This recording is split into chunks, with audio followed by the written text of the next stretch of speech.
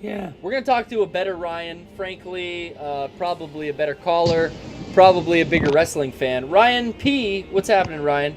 Yo, what up, Garrett? You tell me, sir. Well, I had a question. Sure. I work at a butcher shop, and it's pretty, filthy most of the time with the corpses and such.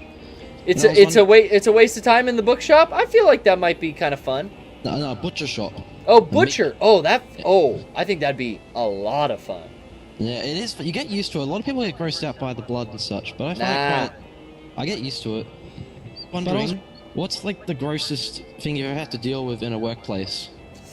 Ooh, gross stuff in a workplace. Want me to give you an example? Yeah, well, let me think right now. I mean, I've dealt with some of the grossest stuff just in my own personal life of having to take care of business, like the several times I've worked in a septic field to fix my fucking backyard problem, a nasty refrigerator that was left unplugged full of food for far too long. Oh my god. But workplace nastiness, I don't really know that I ever dealt with anything really nasty. I mean, I don't really have one. What's your example? Well, I used to have I had a boss earlier, but he's gone now, but I got a new boss working there now, and he's a smoker. I'm okay with people that smoke, I don't really mind it, but it's when they get it in the way of their, actual job. Yeah. And since I clean, it actually gets on my nerves when people are really, not really clean with their things, especially at butcher shops. It's meat. People eat meat all the time. Yeah. I would think a food service would be probably the worst place that you would want your employees smoking. Yeah, this is the boss, though. This isn't even the employees. This is my boss. Yeah. And basically, usually you'd go to the back, the very far back of the shop, where all the hairdressers usually go to, because we're right next to a hairdresser and they smoke a lot. But my boss, right, he opens the widescreen door, stays where all the customers can see, and smokes to his heart's content for at least half an hour.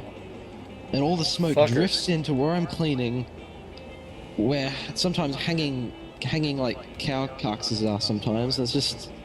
That's what you gotta deal with, a cow carcass. Yeah. It's called beef at that point, though. You gotta... If you say cow, people get woo-woo, you know? Woo-woo doggy. Brother! He also does, he spits on the ground and all sorts of other stuff. Yeah? It's just gross. I just mind it a lot because I clean there, and I think about people that buy the meat, and it's just the worst part, he doesn't wash his hands as well a lot. It's just... Yeah. What a bastard. Yeah.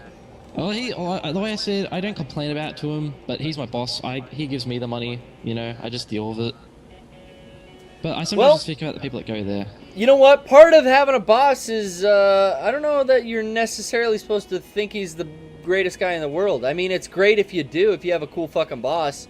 Yeah. But I think it's very common for people to not like their bosses. I've had shit bosses. I got a pretty good boss right now. I like him. It just, it all depends. Yeah.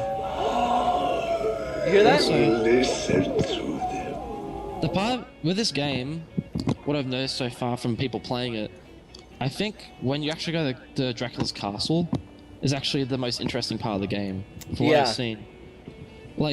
Modern day stuff that's kind of normal, but when you go to Dracula's castle, there's so much design that's so interesting. Yeah, it's got a very it's got the present day stuff to me feels like very Resident Evil 2. Yeah.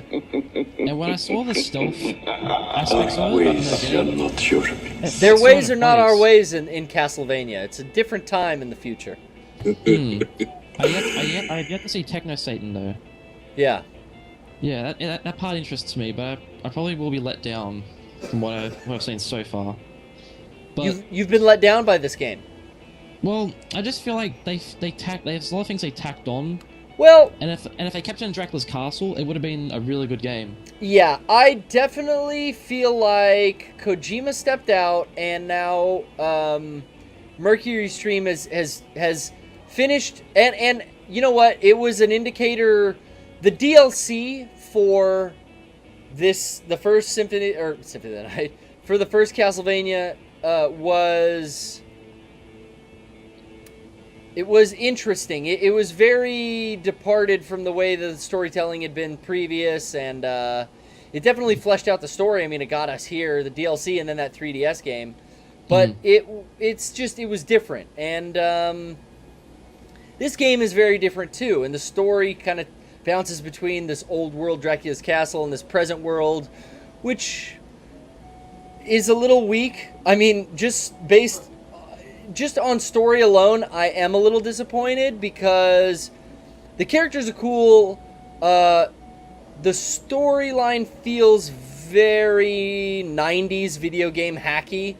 Whereas the first one was so cool, and so it was just succinct and tight. It all looked and felt like real. But now I've got Dracula, the most badass guy from the first fucking game, and he's powerless, kind of. He's fucking a pussy. And he's getting beat up by common enemies. He's weak, and he's in like Rome with a bunch of Resident Evil 2 laboratories underground. It all feels a bit weird. So in that case, yes, I will give it a couple marks down for that. But the combat is nice, the camera system is nice. All the elements from the first game, as far as your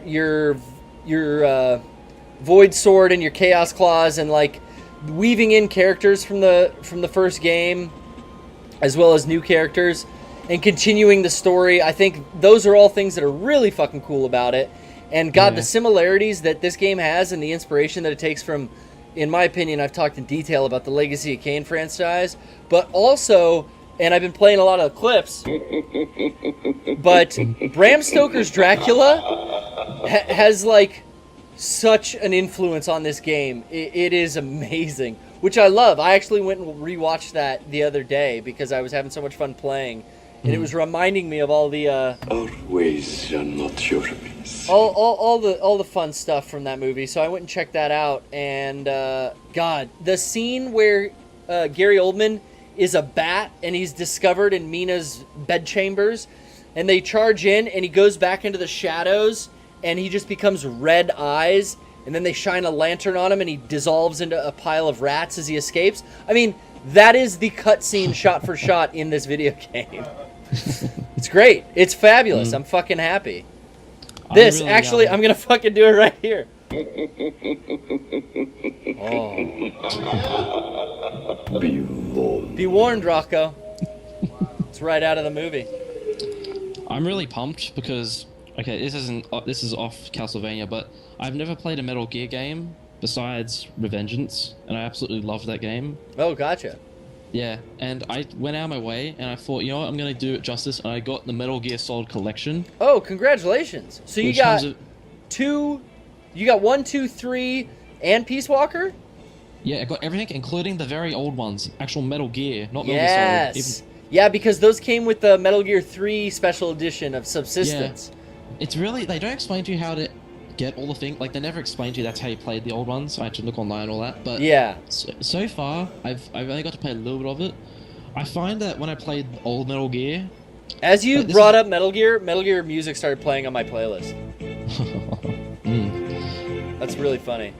Anyway, when I play old Metal Gear, not Metal Gear Solid, it feels weird playing modern games, going straight to that. I don't know if it's just me, but I feel like it's just weird for me because I'm not used to playing that type of game before, and that Nintendo style. Yeah, well, not only that, but the fact that the whole point of like it's espionage and you don't have to kill everyone. Oh yeah. Oh, you're talking Metal Gear as a sneaking type game in general. Yeah, I'm used to sneaking games, but I'm never used to just avoiding it. Like, the Solid has you kind of like strangling people, not killing them, but like, you know, getting them out of the way. I'm used to getting enemies out of the way when you're sneaking around, but I'm never used to just avoiding them, and that's kind of like, I reckon it's a very good game mechanic that I've never come across whenever I've played games, and I feel like that's just such a cool thing that I feel bad I've never experienced that type of thing before. Yeah, it definitely adds a different type of element. You know, there's all kinds of game genres out there that a lot of people have never tried out, or a lot of people just don't know exist, and I think that sneaking style is one. I think for a long time the survival horror games were, but those have become way more popular now. I'm pumped for Evil Within, actually. Oh yeah, is that the That new looks- Shinji Mikami? Oh yeah, and Yeah. I saw a 30-minute, I think it was 30-minute gameplay trailer for that, and it looked so good. I'm so ready for that. I'm excited for that too. But I was gonna say, speaking of genres that I don't think a lot of people have played before, the trap setting genre of the Deception games. I don't know if anyone is familiar with those, but they were. I remember playing Deception 2, I think, on PS1, and God, it was a game where you would go into a big castle and you would set booby traps and wait for enemies that walked on a specific path, much like in Metal Gear, how the guards have a route that they pace in early, like MGS 1 and 2.